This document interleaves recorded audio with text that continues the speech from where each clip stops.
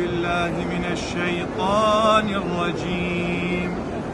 بسم الله الرحمن الرحيم. وإذ يرفع إبراهيم القواعد من البيت وإسماعيل ربنا تقبل منا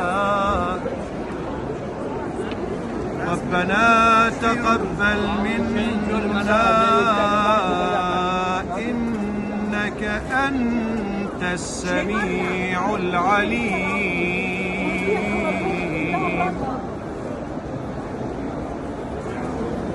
ربنا واجعلنا مسلمين لك ومن ذريتنا أمة مسلمة لك وأرنا مناسكنا وتب علينا إنك أنت التواب الرحيم. صدق الله العلي العظيم.